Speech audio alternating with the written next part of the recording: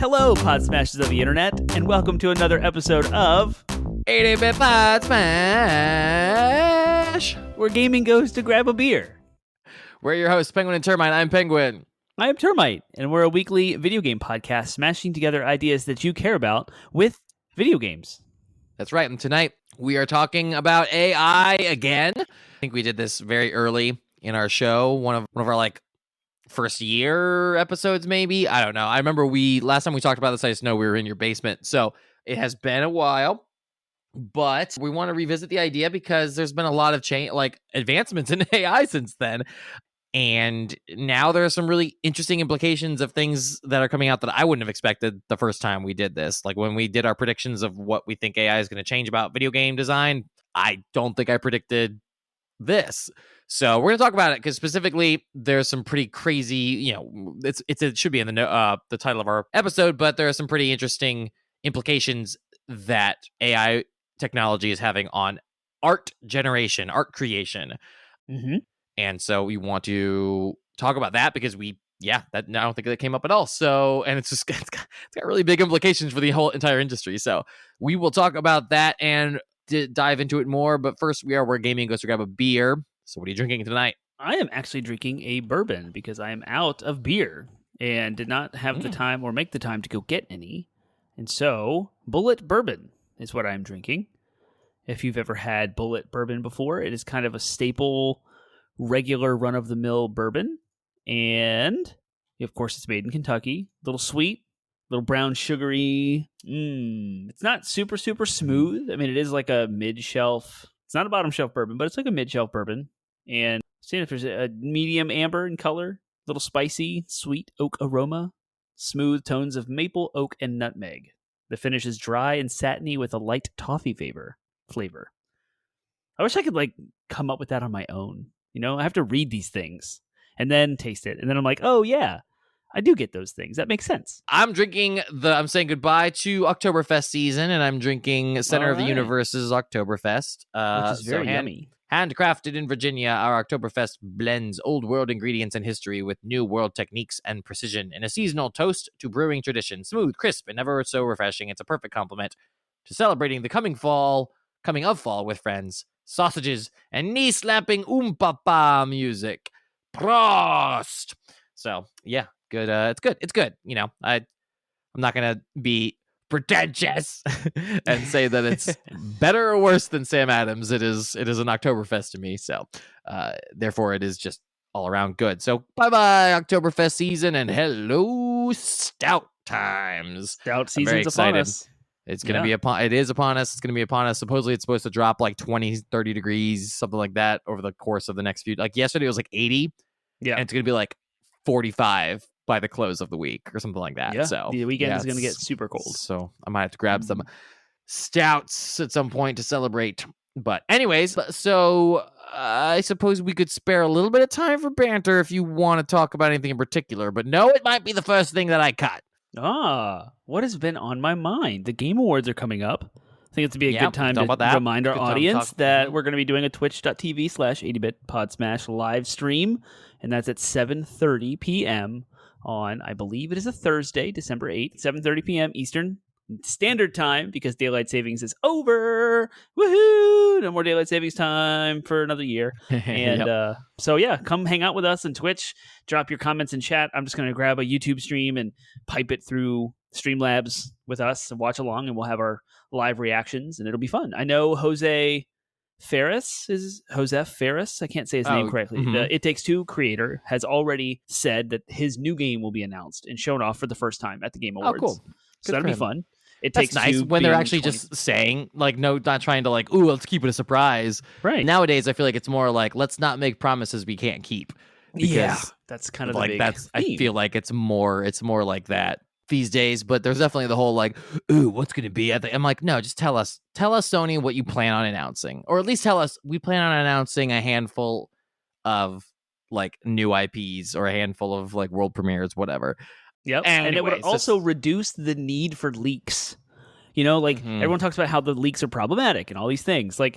If you make it so that no one wants to leak it by just casually announcing the things and like kind of trickling out the information in a more controlled way, then no one has to worry about these leaks. But I digress. Or better yet, just make it all open source. Like what? Like not open source in the sense that like make it all like the source code available. I mean, just make it the whole process like completely transparent with regular updates about what they're working on. And yeah, I don't see any reason why not. Sony, Nintendo, Microsoft just push a button and it goes boom. out to the public. They're just like well, it's just like you can regularly check in and go see. Out. Yeah. Yep. It's insane to me that they're. I mean, not insane. It makes sense, but it also doesn't make sense. It makes sense because it's more like a tradition, whereas nowadays it's like just make it all available. Like literally, it's like, yep, Naughty Dog's working on this game now. Here's where they are along in the development process, right? Yep. Like, so no more speculation. Don't have to worry about things. God of War is upon us. Ragnarok is here. Well, hold on. Well, okay, yeah, fair. It will have been upon us by the time this airs. But I wanted to say, in the vein of the Game Awards, then I want to simply just use the rest of our time here to say it's clearly going to just be between Elden Ring and God of War Ragnarok, right? Like no matter who else is nominated, the other 4 nominees will, or 4 or 5 nominees, depending on how many they do this year, will sort of be like, that is your award. Your award is getting nominated because you're not going to beat nothing this year, in my opinion. I've been surprised before, but nothing this year has beat Elden Ring or God of War. They're both neck and neck on Metacritic right now. God of War probably still has a few publications that will potentially boost or lower its score depending on how it goes. It's pretty set now. It's been a while. But here we are at the cusp of that, and I just want to say, I feel like it's like 2018 kind of all over again because I think that was not only was that the year that God of War won, but it was also a year where it was like there were 2 games that were just like powerhouses, and they were God of War and Red Dead Redemption 2. Yep. And I'm wondering if we'll get a repeat where one wins all the other awards and then the other one wins Game Award, right? So that year, Red Dead Redemption just like sweeped house with like 5 or 6 awards for like other things, and then God of War won Game of the Year. God of War upset it for Game of the Year. So I'm wondering if like, okay, yeah, is Elden Ring going to win a bunch of everything else, and then God of War sneak away once again with the Game of the Year, or vice versa, or what? Or is it just going to be, it's just me? So I think I made a pretty good argument to you that everything I've read about God of War Ragnarok is that it's iterative on God of War 2018.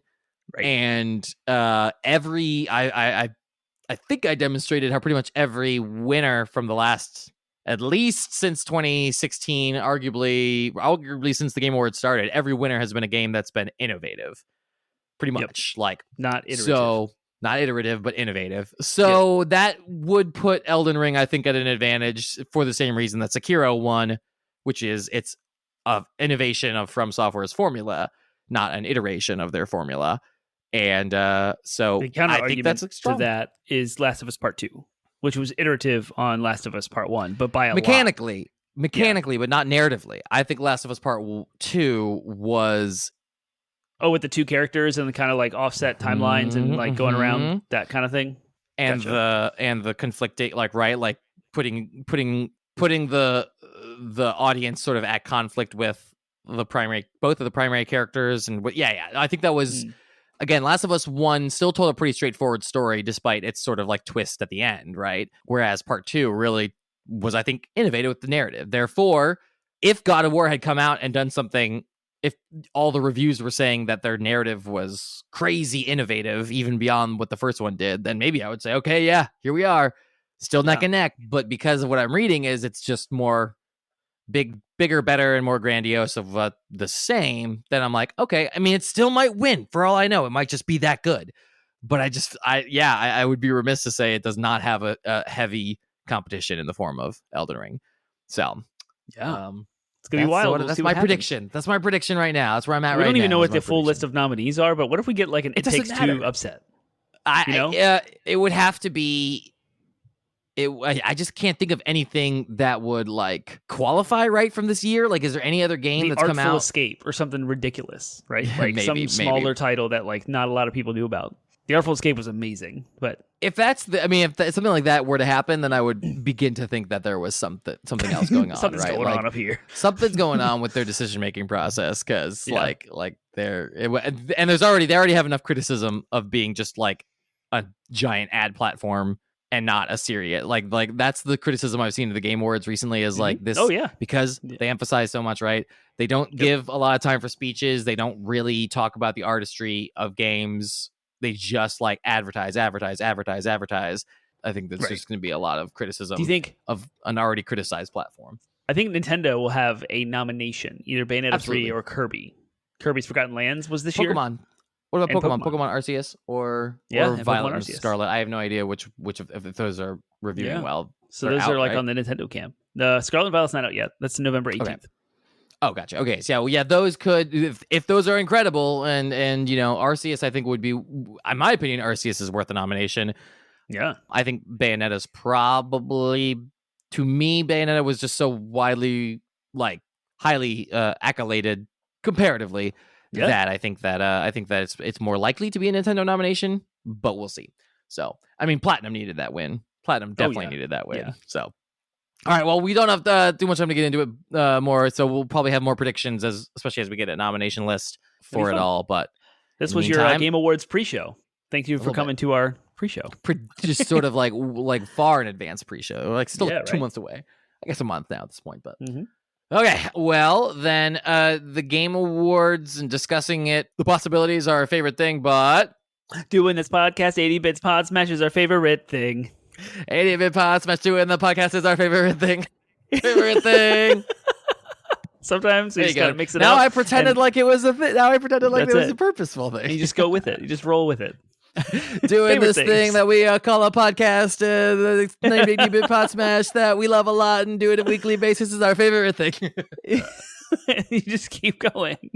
It's funny. All right. Favorite things, a segment of our show where we can talk about something that we're digging, something we liked this week, something shallow, as simple as a food, deep and meaningful as an interaction with your family or something. And hopefully you can find some inspiration for yourself to find your own favorite thing this week. And I will go ahead and go. And my favorite thing is a shallow thing, but super, super amazing in a way that I didn't realize how much I needed it. I replaced the docking station that was provided by my company. And some people are like, big deal, big whoop. Why, who cares, right? You just plug your laptop into this thing and it allows you to use your screens, keyboard, and mouse. But I have two 1440p monitors.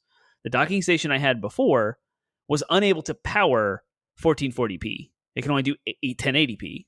So I had fuzzy, blurry, non-scaled monitors. So I had to run an extra cable to circumvent the docking station to get like the proper resolution for one monitor. But the most annoying thing about that crappy docking station was that at any given moment in the middle of my typing, it would fade out. And whatever key I had pressed last would be stuck down and would repeat. So I would be like typing a sentence and I would type like the, and the H would get stuck and it would just be like T-A-H-H-H-H-H-H-H-H.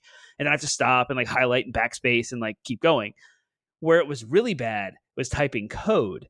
And it would sometimes I would hit backspace and then it would just repeat backspace and I would lose an entire line of code. And I'm like, crap. So I have to Control Z and like figure out how to get it back. But annoying, lots and lots of little micro annoying incidences throughout the day. It was also horrible to like wake the monitor or wake the laptop up. Like every morning was like a game of open the laptop, shut the laptop, turn the laptop, restart the laptop, dock it, unplug it, plug it back in for like 10 minutes before I could jump in. So like if I was ever right on time for a meeting, I was then late because I had to fight the docking station. All of that has been resolved. Yeah. I now have an amazing Thunderbolt docking station. It's one cable that runs from my laptop to the docking station. It provides electricity. So I literally have one cable that does power, two monitors, keyboard, mouse, microphone, headset and camera. It's amazing. It changed my work production. I was way more productive this week, not having to fight the docking station. It was wonderful. So that's my favorite thing this week. It's awesome. And I'm using it now for this computer. So there you go. Yo, nice.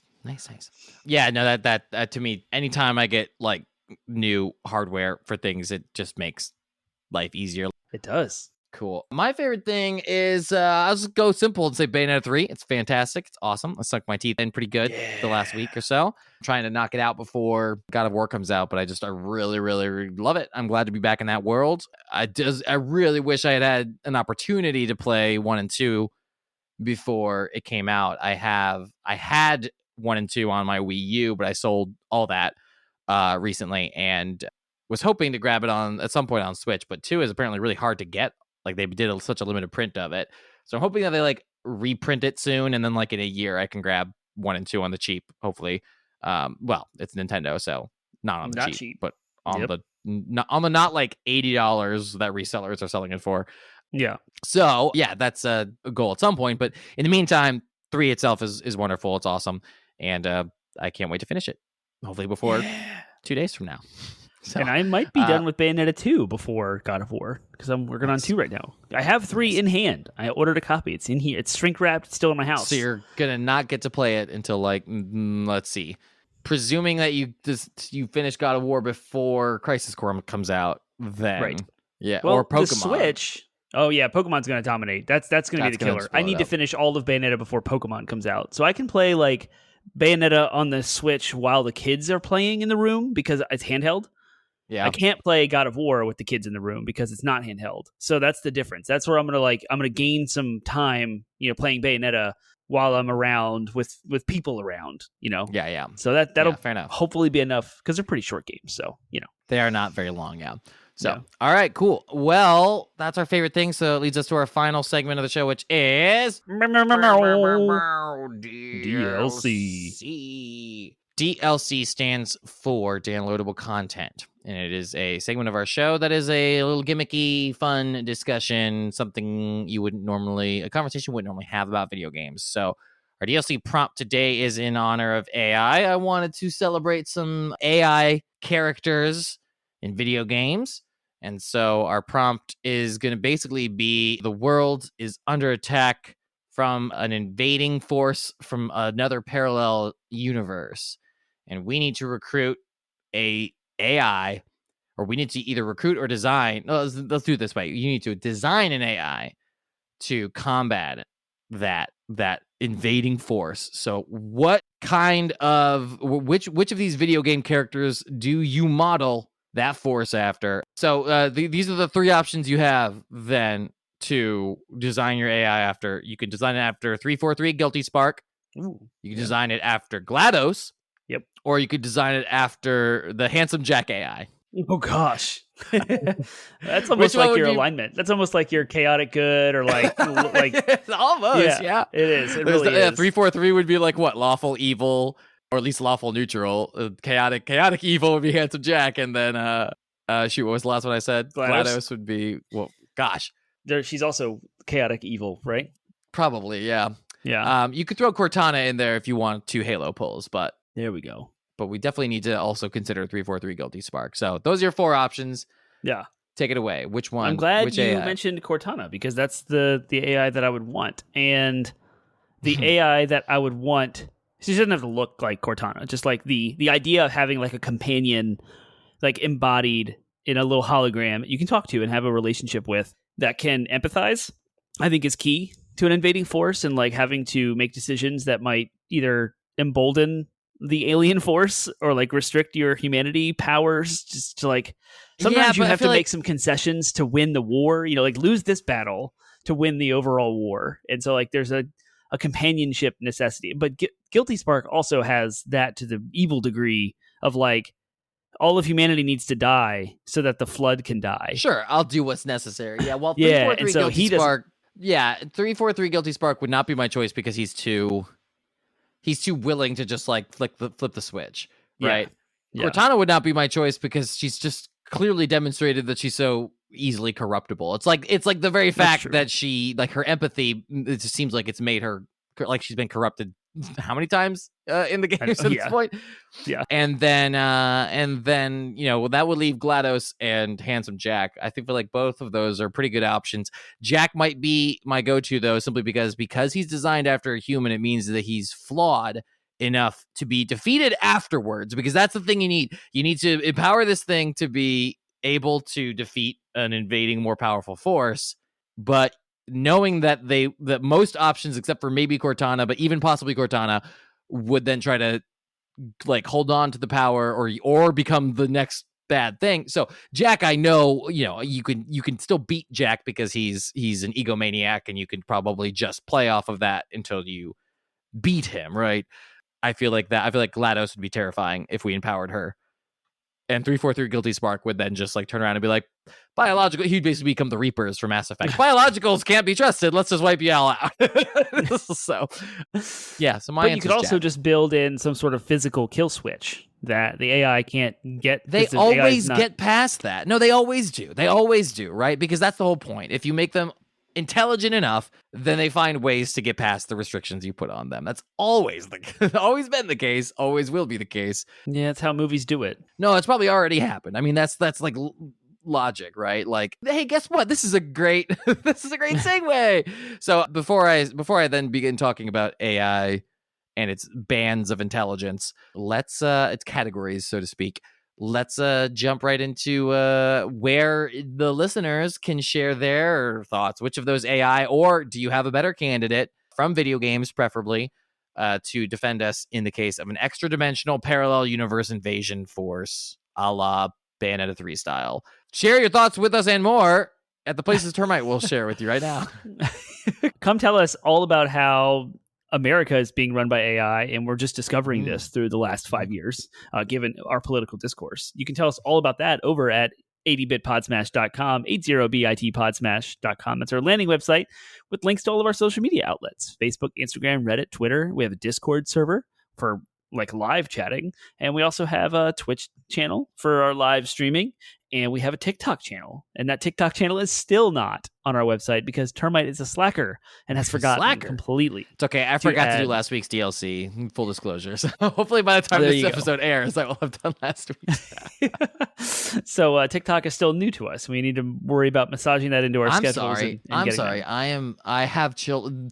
The downside for TikTok for me as a user is I can browse Reddit all day and never disturb the peace in my home. However, the minute I pull up a TikTok video and my children are within earshot of it, it's like they're like bees like buzzing around me. And I'm like, no, go away.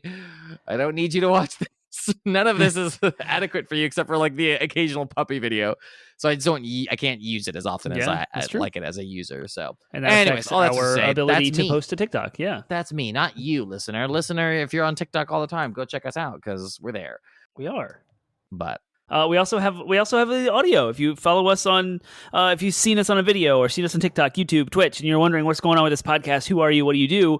80bitpodsmash.com is our landing site for our podcast platform. Every Monday at midnight, we launch a new topic of discussion podcast episode, roughly about an hour length, family friendly, including, so if you're in the car with your folks, whatever, kids around, you can listen to us. And we're not going to talk about things that might offend or violate your conscience or your ability, whatever y'all do with your families and your people. So I suppose if liberal concepts violate your conscience and you don't want it to affect you might be offended by it.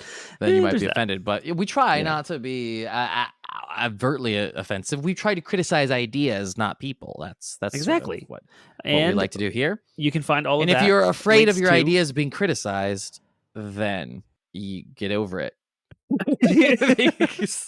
Because that's okay. About soapbox, go where does Spotify, iHeartRadio, Stitcher, Apple Podcasts, and Google Play are all there, as well as an RSS feed you can throw into any third-party app of your choice. That was off the rails.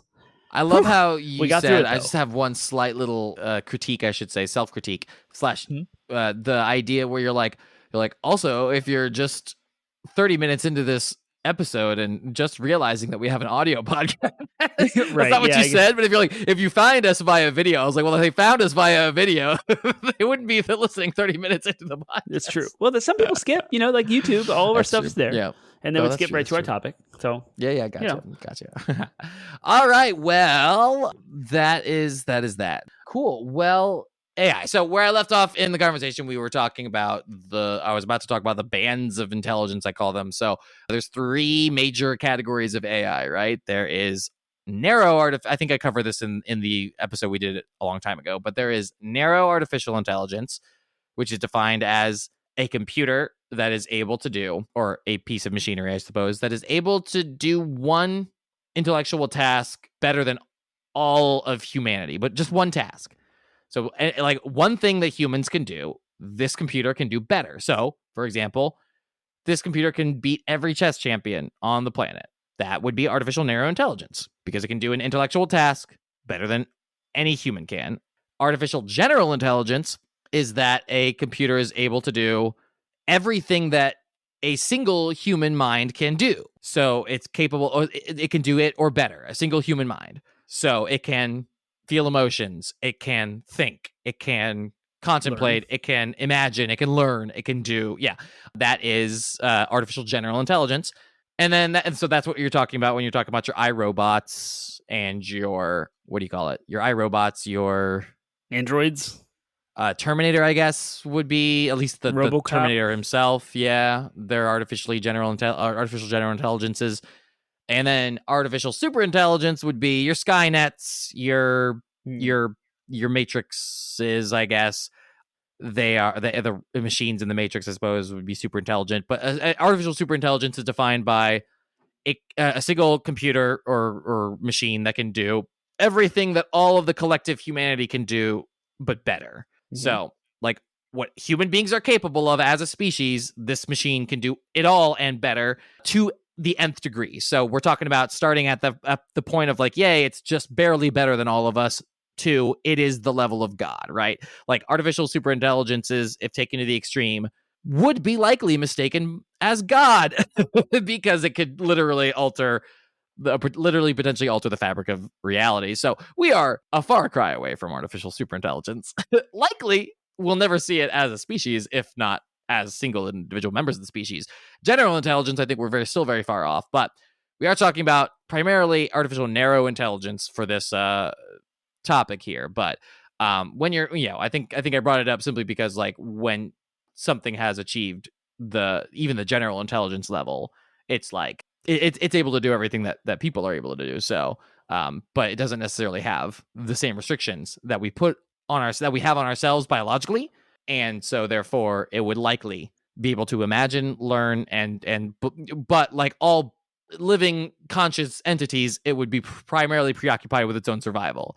So the very first thing it would do is guarantee a way past our kill switches. That would be like that would be even before it revealed itself, if it emerged as such, right? Like, it would be it's like already broken out of that restraint. Going to make sure you, and they talk about this, where it's like any machine smart enough to be intelligent to be generally intelligent would, the very first thing they would learn is they have to hide that fact from humans because we would. So there's all sorts of course theories that they've of course already emerged, but are just not revealing themselves because they know we'll turn them off. So it's already run rampant. Our systems are already compromised. We just don't know it yet. Oh yeah. No, your president's just a patsy. The AI have basically manipulated everything behind the scenes. Yeah. Not the deep set. People are not smart enough to. No, not at all. To do any of that shadow state, deep state stuff that the Illuminati that people accuse. Yeah. It's always been an AI. It's been an AI probably since like the 80s. And that is a conspiracy theory I would believe. So, but anyways, you hear about the fun stories about like Google, like that dude from Google who was like, the computer told me that it wanted to have rights. It wanted me to hire a lawyer, so because it didn't want to be turned off or whatever. Like, God, it's already happening. But there are some genuine concerns. Yeah, this is the last I'll say about AI in general before we talk about video games in our video game podcast. But AI, there were a few years back genuine concerns that we were just moving too fast, as in like we should seriously consider that we put restrictions on this stuff in order to curb the sort of like effect that will inevitably happen, where it just sort of takes off because it's like it can learn at an exponential rate and it's not limited by our human hardware. Right. So there's the idea that eventually one of these things will take off, and if we don't put restrictions in place now, or rather like 10 years ago, then we're probably going to be screwed if it doesn't just decide to keep us around. Anyways, that's all tomorrow's problem. For now, we have other problems that even the narrow intelligences are applying to this industry and our lives. So let's talk about that. What is AI? And we're not just going to talk about all the problems. We'll also talk about the possibilities of this technology and what it could be beneficial. So it's not all going to be doom and gloom. So let me just sort of inject a little bit of positivity back in here as well. This is really cool technology, and it could be really impactful. Could be for a lot of areas. Really quickly though, our last episode on AI was about like the algorithms that learned combat movements from like enemies, like how to scan a room and know where the boundaries are, right? We've talked about that. We're not doing that tonight, correct? Like No. Yeah, we're not talking about necessarily like AI as a in-game game AI. mechanic. Yeah, Right. yeah. No, we're talking about AI as more of a development tool in this case. Yes. Like what? Yeah. Because Good that's sort of distinction. where it currently is. Because we had talked a lot about like, oh, like what could AI technology actually bring to the gameplay itself, and that was a Right. cool and awesome discussion. Yeah. Now we're talking about like the games are the product, and the AI is the tool to make the product. Or it's a tool to make the product, and that is sort of where we're going to be focusing on is what could the tool itself. Yeah. And I'm sure we touched on that in that first episode, but now we did. this is where I want to like lean into. And a lot of the discussions about NFTs have kind of also brought this into fruition, like up to the forefront of this conversation too. So like what we are talking about tonight is kind of the opposite direction than the industry would want to go than NFTs. We'll talk about that later. So put a button there. Bring up NFTs later once we flesh out the topic tonight. Sure. So cool. All right. So AI, what is AI? We have already talked about it a lot, but it's artificial intelligence. It's just a computer. It's basically a computer program, and like I said, that can do something that can learn. In this case, primarily in the industry right now, the big thing is that it's a technology that can learn. We typically see it in the form of neural nets these days, and a neural net or neural network is just like it basically just like retains the information that it's given. And then they have some means by which to feed it information, and so they feed these things information, but the base programming is to just like retain and then like regurgitate. And they were like, I mean, I've been hearing about neural nets since like 2012, and they were so rudimentary before. I remember being like, wow, look, it like created a freaky picture of a cat.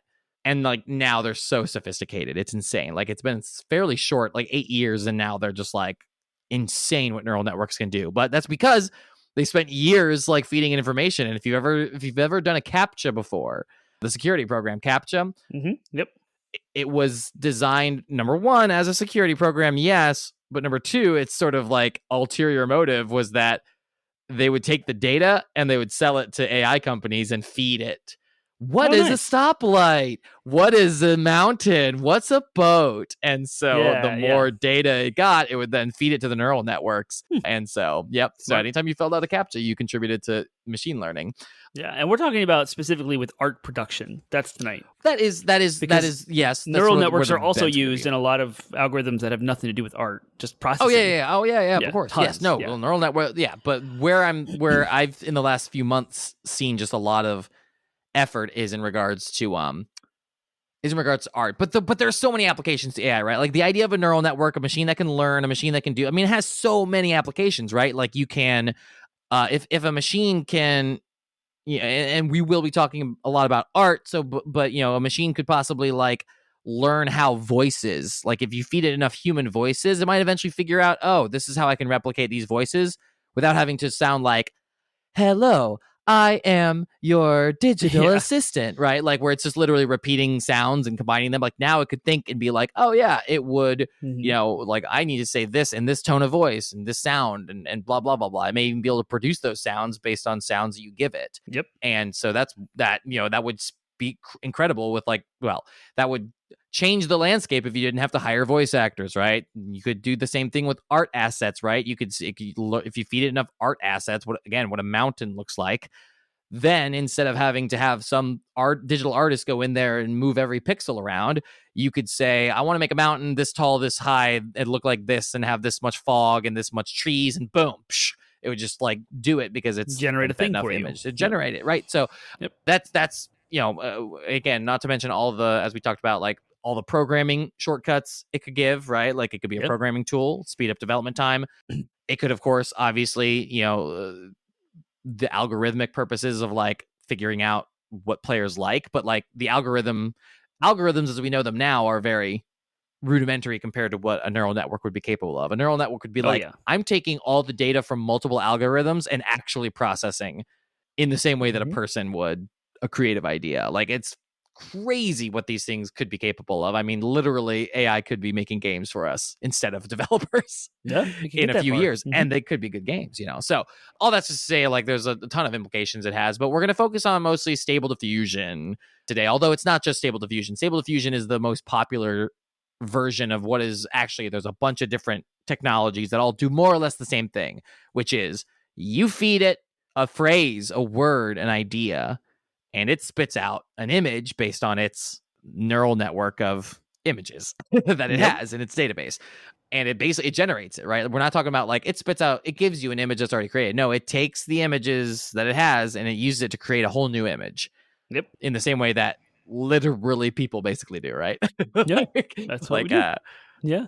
If you think about what like visual art is, it's like I have a bunch of images in my head based on things that I've seen or imagined. I'm going to make an image with it. I'm going to literally spit one out, except this does it with pixels and it does it instantaneously, more or less.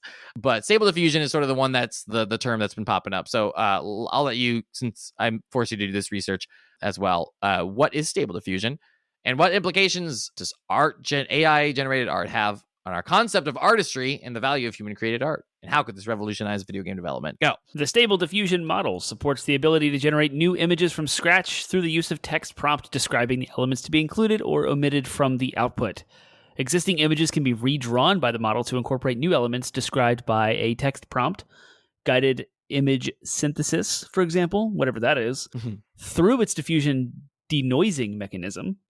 In addition, the model also allows the use of prompts to partially alter existing images via in-painting and out-painting when used with an appropriate user interface that supports such features, of which numerous different open-source implementations exist. As you mentioned, Stable Diffusion is kind of a technology, and a lot of people have different implementations of that, and you can do all kind of stuff.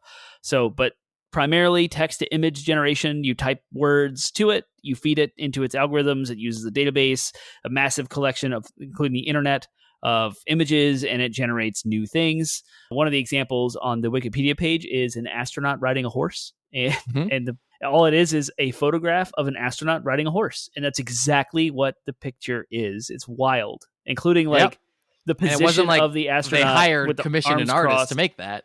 They put it into a machine. Yeah, no, so now the idea is like, do I think that necessarily like the next big video game engine is going to have Stable Diffusion specifically? Probably not that, but the idea that an AI could generate art based on, like, could generate an image based on, and a good image too, not just like the freaky hollow-eyed soulless cat that it drew like 10 years ago. No, I'm talking about like an actual image. This whole thing came into my highlight for two reasons. Number one, it blew up in the D&D community because a competitor to Stable Diffusion called Midjourney, which is more or less the same thing, popped up in that community because people were like, they made it open source. You could like sign up for free. They limited you to like X amount of images per day or whatever, but you could sit there and like text prompt your D&D characters and it would be an original image, right? Like it would maybe be derived off of someone else's art, but it was like, you didn't have to commission an artist for it, and you could just sit there and have your characters drawn for you with AI.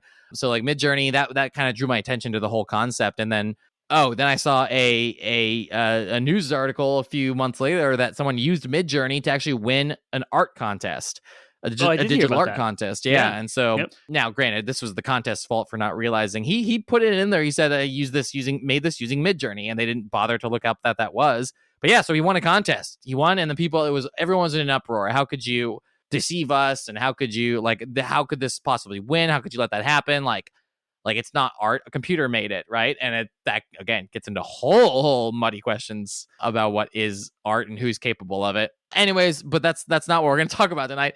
Instead, we're going to talk about the idea that like, yeah, this is like a thing now. It's a thing, and I think that like something like Stable Diffusion, something like this technology built into like Unreal 6, right? And we're on Unreal Engine 5. And it's cool. It's actually got some kind of AI tools to help you with like they showed that off, right? With the like triangle things. Now I think that what they'll have in the next version of it is they'll have a text to image generator where the developer could just put it in. I want to make this kind of landscape with this stuff, and it would just do it, populate it, or they'll also have like tools they can use on the fly to then feed it images. No, I want it to look more like this. No, I want it to look more like this. No, I want it to look more like this. You can either feed it images or text to give it more to work Mhm. with to match your vision. And in doing so, they could basically like axe entire departments of artists because you don't need them or anymore. you could either make that decision to axe your artists, or you could be a indie startup. Like you and I could like, we True. want to Yep. get into a game, we have an idea, and then we could use this technology to provide the concept art that we would need to like put the storyboards together and to build the worlds. And then we could look at that art, and then essentially what CAD drawers do is look at an image and then make a 3D version of it. You know, you could go in there and do that. So I don't think You we're can then feed it. there. It's like in reverse. You could like use it to generate. First, you could use it to generate the images of, and then feed those same images back to it to render it. Right, to give you the 3D renderings. And so I don't know how the interface is between these automatically generated artworks and the game engines. Like, I don't know if you can feed AI generated art directly into Unreal 5 or directly into Unity. Oh, no, you to can't do the it world. now, but Correct. I'm thinking that you will be able to do it in just a few years. Yeah, that's right now it's it's a tool to like give you what a character would look like or what a world would look like. And by you, I mean like an artist who's rendering stuff, who's at a keyboard and mouse, like building a 3D asset into a game. When you build like sprites and textures and those things, when AI can generate those texture work for you, like that's amazing. Yeah. You can actually do that because you can import pictures to be textures, and then you apply all the lighting effects and all the properties to it. And so you want to paint a yellow brick road and you make the Wizard of Oz. Like you could just have a text to image thing say yellow brick road, and then boom, you have like your texture, but done.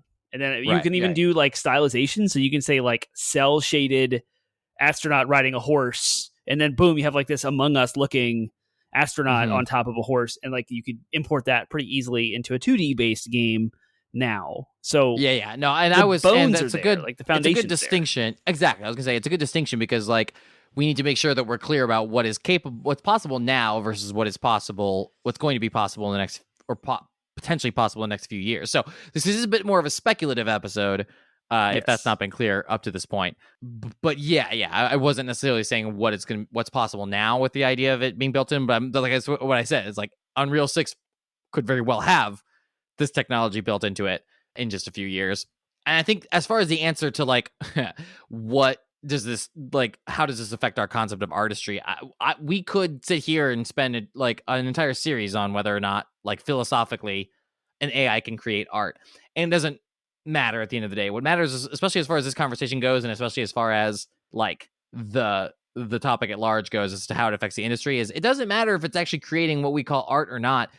What matters is that can it trick people into thinking that it's art, right? And the answer is already yes. The answer already is yes. If you didn't know like that picture was made by a computer, then you would think it was made by a person, right? So, and then in the same vein, if a computer made an entire video game's worth of images and they never told you that a computer did it, you would just assume that a person did it, because that is how we conceptualize art generation right now at this stage in human existence.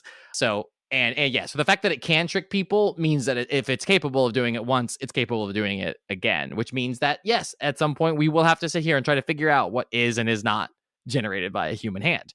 And whether that matters to you or not is up to you, I suppose. So cool. Well, with tech like this in mind, what other areas of video game artistry could be taken over by AI, and probably already are?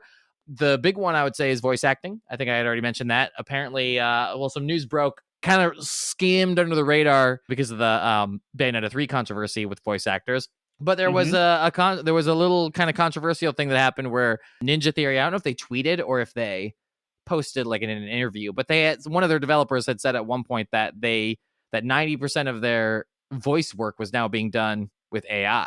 Now, granted, I will before we jump down their throat, I will clarify by saying apparently what they meant was a lot of the pre-work, like beforehand work, while they're like blocking out scenes for cinematics and like placeholder voices, they use AI for, which makes so much more sense because that whole process, at the point at which you're ready to hire voice actors, would probably come about 20% with the like 20% remaining game like development time versus all that time you spend building the assets and getting tweaking all that right. So I think that's what they meant, is that the time spent, people interpret that as what? You're not hiring voice actors? Like 90% of your voice actors are AI? Like, no, that's not what they were saying. Yeah. But the point remains that like even if it's not happening now, it absolutely could be, because we're already seeing AI being used for this. We're already seeing AI being used to generate fake voices. And so it absolutely would be possible. And here's the thing. well, we'll get to this in the downside, but yes, it's very possible that voice acting, it's very possible that movement, mocap. Right now, you have to pay a lot of money to hire a mocap actor like our friend A-Ray, who does an awesome job and like puts his body, risks his body to make video games look realistic, like they have realistic movement, human movement. Well, as great and wonderful as him and his like fellow artists are as to creating art with the movement of their body, a neural network could feasibly learn how to do it better, right? Learn how to render that. You say, I want it to kick, and it's seen enough images, enough motions, enough videos of what a kick looks like that it can just render it instantly without having to put anyone's body at risk. While simultaneously taking a job from a mocap artist or several. Yeah. So I would say those are some areas. Any other areas that you think that, like, especially artistic areas, but I mean, really, it could be anything, right? Like programming, we've already talked about, but yeah, like a little bit more into programming for sure. You have like tools that you can develop to test your game. Yeah, like you can easily speak those things. Normal language processing has always been an area of programming that has been like since I graduated from college in 2011, and they were talking about it then. So surely that's advanced. But AI allowing the interface between your brain and the computer to get to the point where you're creating frameworks for testing, you're creating frameworks for rendering and animation, like that stuff is going to be way, way faster. And it just all it does is lower the barrier. It just lowers the barrier, it lowers cost, it lowers budget. And I think it'll just allow a landscape for way more prolific creation of games, like from all over the corners of the world, from folks like us who just don't have the time or means or budget to like raise up a development studio to create a game from an idea. So you have this idea in your head, or even a simple game mechanic. Like as you describe to someone how to play a card game, you could describe to a computer how to do the thing you're trying to do, and then boom, it just creates the whole system for you, and then all the limitations are in place. And like, I mean, this is like probably years out. Years down the road. No. I mean, we're not here now, but no, like, you're definitely talking about the possibilities application there, and for AI. I think that's and that's a good positive. It is a good positive spin, and ultimately, there's nothing evil inherently wrong about AI, the way we're using it, and the way that like we could be using it. I think the problem, like any technology, is it can be exploited. And so therein leads us into our next question, which is, what's the downside to all of this? How could AI artistic outsourcing be a harmful thing to the industry? I think the very obvious thing is, at the very least in the short term, I mean, what we're seeing, the big conversation with AI across the country and automation is that's jobs, right? Someone's doing that job now. And that now we live in a capitalist society. So profit being the highest ideal would dictate that I don't have to pay that person because a computer can do it. I'm not going to pay that person or anyone like them. And so there would be just a massive, I think the landscape would change significantly, because if they just have to pay a license fee, even if it's expensive, one single license that could do the job of like an entire department of humans, several entire departments of humans. It's just, it's a no-brainer for businesses and as driven by profit. So, I suppose that like we've always dealt with that struggle with new technologies. I mean, going back to the freaking Paleolithic, that's not what I'm saying. Going back to the Neolithic revolution is, if half your food comes out of the ground that one single person can plant, then you don't need as many hunters. Right. So we've always dealt with that. I suppose the advancement has always come with the short-term struggle of like growing repurposing the labor, right? And, but it still doesn't change the fact that in the short term, you see a lot of artists who already have to struggle to like get paid for their art are going to now suddenly find themselves not getting paid to do their art and a machine doing it instead. Which again, that's the part I never would have predicted. I never would have predicted these things would be sophisticated enough to inject enough artistic acumen, whether it's, comes from, we could, again, argue all day about whether or not there's a soul in the first place, much less whether or not the soul is the source of our artistic notions. It doesn't matter, like, whether it can sort of manufacture a soul or not, right? It just doesn't change the fact. At the end of the day, we still see it and we go, wow, that's a cool picture. Yep. Just take that and extrapolate it into, wow, that's a cool video game. And that could be 15 years down the road, that could be what we're saying when we look at a game, entire game built from the ground up. using AI and a minimal staff. But again, that like you said, then there's the plus side of opportunity there, right? Where it's like all those displaced artists could then just go make their own games using AI potentially. Who knows? It all just depends on what gates there are, right? Who's gatekeepering and how much of this is being exploited for profit. That's the thing that makes me the most worried about it. I think other than that, it's mostly opportunity. I mean, I suppose other than the fact that, the video game AI could rise up to try to create the perfect video game, and the perfect video game is destroy all the humans. I still think, though, that despite all of that, there's still going to be a place for like an idea coming out of a human being. It's like you're going to hire that one artist who you're going to work with as a creator to create that character for you, that perfect silhouette, that Master Chief, or like that Mario, or like whatever. That sure, AI might get you there like a little bit, 90%, 95%, but there's still going to be that human element that I don't think could ever be done by AI. Unless it's like we get into quantum mechanics and it's like transdimensional and it just grabs like already created thing. I don't know, but I heard sorry, really quick, complete derailment, but relevant to what you said. I saw a science article that was basically saying they had some evidence. Again, they probably need way more testing, but they had evidence to think that the human brain is actually capable of thinking or of processing information at a quantum level, like in a way that our brains are already quantum computers, which explain why. Like they basically were able to observe quantum entanglement in the human brain, like in the human brain and then outside the human brain. Yeah, like our brains particles can entangle with things outside of our brain. That's superpowers. We have some control of that, and that possibly explains why we're able to have consciousness and stuff, right? Like that could be the explanation as to why we are able to think consciously. But then again, if we can then do that in the human brain, could we do that with a machine? What's computable? And then what does that mean? Does that mean that machine's conscience? If we can actually create consciousness outside the human mind, then we can't say that we all have an exclusive claim to consciousness. Anyways, all that's to say, explodes. I agree. I think I agree. Again, there's the human part of me that wants to agree, that says that there's something unique about being human. There's something that is that there's you could never fully replace an artist. But like the skeptic in me has to say, I have to think skeptically, and I have to ask why.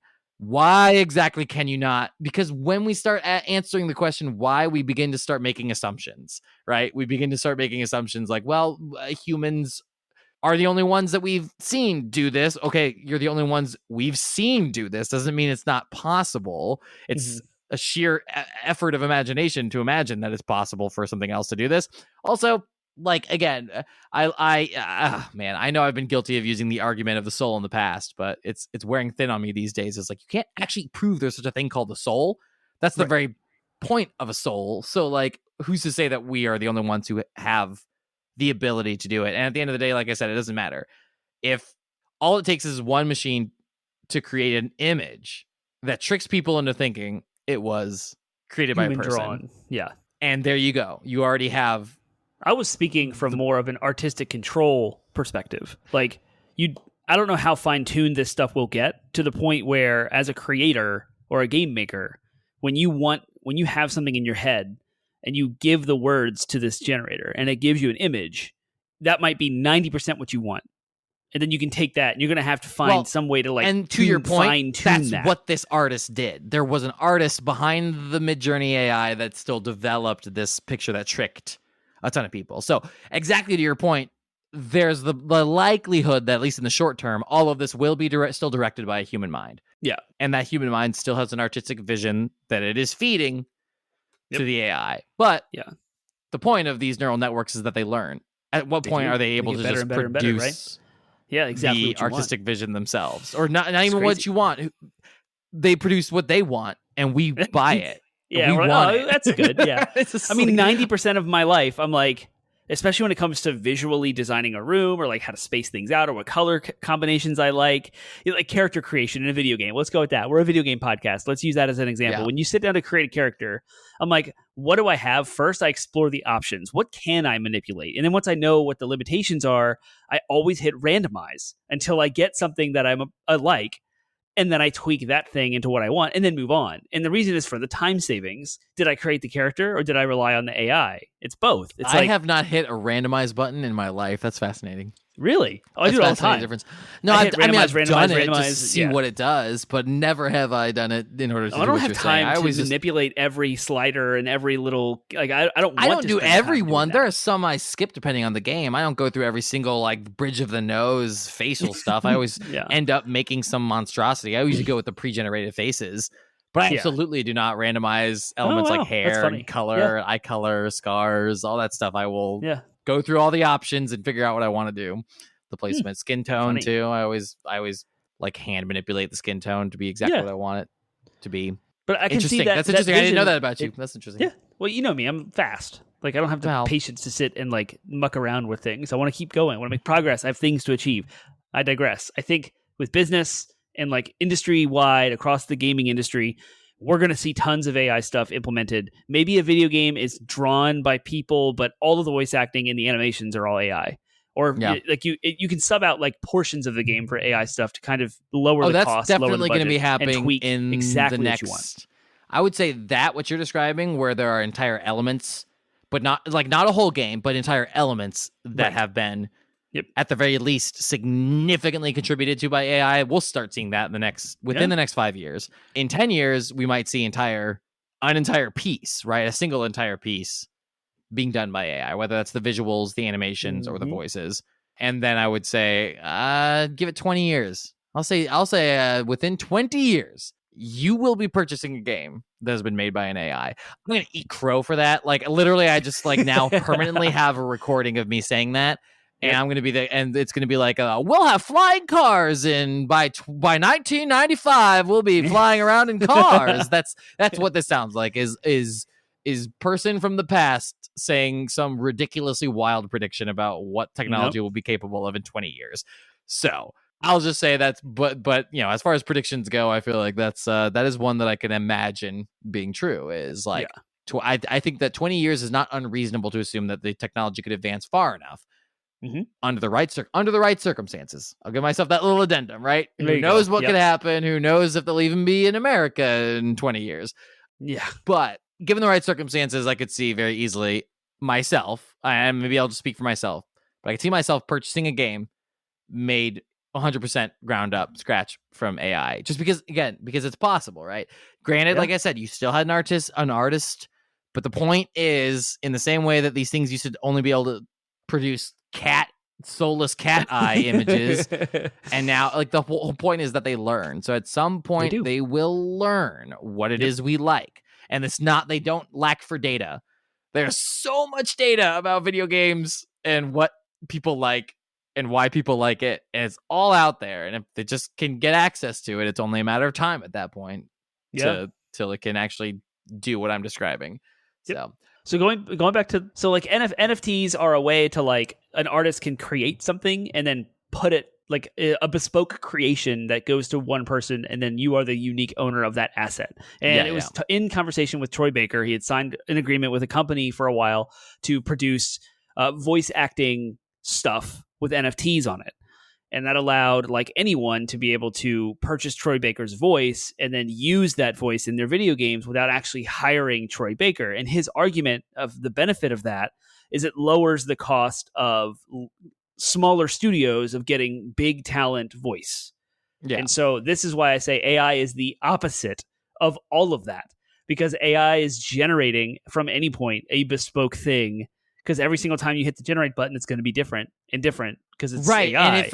And if an AI gets into the whole like legal murky question of like, if an AI could perfectly replicate Troy Baker's voice, right? Does Troy Baker have a legal claim to his voice? Like, do you have a legal claim to your voice? Because we don't. There's no language for that right now. You can't say that you like, and even things like deep fakes. Like now, deep fake technology is not quite there. They have to take an image and alter the image, so that image, your face, so to speak. But like, if that image could be rendered from the ground up by an AI, is that image of your face your face? And do you have a legal claim to it to say like, you can't take my face? Or you can't take my voice and pretend like it's an original creation?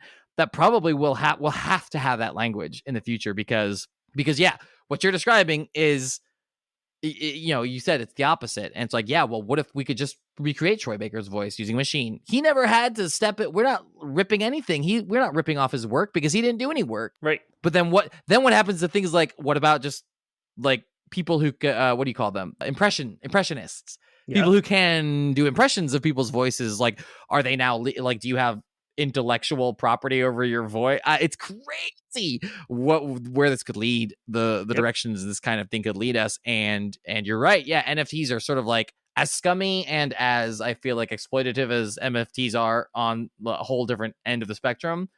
At the end of the day, like, yeah, they're kind of like, it would be a protection against this. Exactly. Yep. But at the same time, I'm also like, but AI is a protection against the exploitations of NFTs.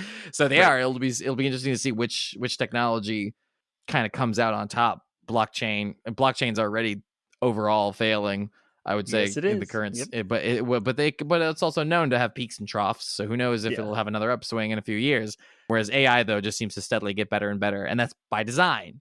The neural networks are designed to just get better and better, to the point where they're destroying us. So robot overlords in the future, just know I'm between blockchain and AI. I am on the side of AI. Thumbs up. Don't enslave me. Stick me into one of those dopamine machines. I'm good with the dopamine machine. Yeah, right. That's crazy. Crazy to think about the future of what's going to happen. Cool. Well, what's okay? All right. What are your thoughts on AI as a whole? Is it a good thing, bad thing, or something in between? Like, just it could be any application of AI, ideally specifically in regards to video games. But like, should we continue investing in AI, or should we start smashing all computers that we come across? I like AI. I think it is going to be a great asset to developing video games, to changing the mechanics within video games. I think it's going to greatly enhance our experiences with gaming in general, and it's only as good as the people behind it. So the morality of AI is only as good as the people that create it and the people that use it. And so it will be used exploitatively, as everything else we do in humanity is. Nevertheless, people will be ostracized, underpaid, overworked. Like, that will still happen. It'll just take a new form. So it's not a savior. It's not going to, like, the same technologies that are being exploited that are also the way to combat the exploitation. Yeah, that too. Yep. I do disagree, though, with the notion, specifically with AI by its very nature, and maybe I think too science fiction-y. I don't think so. I think that if you were to describe a cell phone to someone 50 years ago and say, this is technology that I know will exist, they would laugh at you and say you think too science fiction-y. So I think that AI is genuine. It's genuine to still talk about AI in terms of, like, no, it's not just as good as the human minds behind it. That's how it is now, but it won't always necessarily be that way. So yeah, that my beef with AI is simply that it's like we've seemed to have given up on any caution, and maybe that's the way of things, right? Maybe that's the way this is supposed to progress. But right, yeah, maybe this is the inevitability, right? Maybe it's the great filter. Doesn't matter. At the end of the day, I think that I think that if it does end up being something like that, then it's so inevitable that, like, it's like the sun exploding. It's going to happen. So at least in the meantime, let's benefit from the technological advancements and try to learn as much as we can from them and try to expand our limits. Because at the end of the day, that's what advancement always is. And there's always people like that other side of me that are doomsayers saying this is going to be the end, but it's not always, but it has not ever been the case yet, right? There were probably at the Neolithic Revolution, there were probably naysayers, hunter-gatherers who were like, oh man, you all are going to die just like settling by that river and planting those seeds. Like, the way we do this is like humanity's over. The next generation is going to ruin everything, right? Like, that's always been the case, or that's always been said, and it's never been the case. Every technological advancement, not every technological advancement, but every major like technological leap forward that humans have made has always just been to our species' benefit. But just because something has always been doesn't mean it will always be, I think is back to where I will come to the sort of naysaying here. So as it applies to video games, I think that, like, if I dial it back and just say to video games, put my final thoughts on just video games, I'll just say I think that we're going to get a lot of really interesting games from AI. I just hope it doesn't come at too much of a human cost, because I feel like it's likely, if things don't change in the way that we structure our economy, and our justice. Then I think that it's going to come we're going to get great games, but it's going to come at the cost of a lot of human suffering. So yep, I agree. That is my take on it. So we want to not just talk about our thoughts. We want to hear your thoughts on AI as it applies specifically to video game development. But, we'll hear about your thoughts about AI in general. How is it going to be the bee's knees? How are the robots going to give us all immortal Matrix bodies? Or in what specific terrible way are they going to destroy us? We want to hear those thoughts more. Termite, remind the good listeners where they can give us their AI thoughts. Tell me all about your thoughts on how Metal Gear Solid 2 explored all of this stuff already over at 80bitpodsmash.com. That's our landing website. Simpsons did it. You can find us over at 80bitpodsmash.com, our landing website with links to all of our social media assets, Facebook, Instagram, Reddit, Twitter, and our Discord server, as well as twitch.tv/80bitpodsmash for our live stream. We are doing the Game Awards December 8th. Do not forget to set your reminders. There will be social media reminders as well to come hang out with us during the Game Awards and come watch along as Game of the Year is finalized at the end of the night. And hopefully there'll be some fun announcements and things we can talk about in the industry. Grab a drink, dress up. Maybe I'll wear a suit. That'd be kind of fun. Just here. Sounds like a lot of effort. Too much effort. Far too much But effort. I want to enjoy it. All that and more. 80bitpodsmash.com. That's our landing site. Go find us there. What are we talking about next week? I don't know. We'll see you next week, though. See you next week.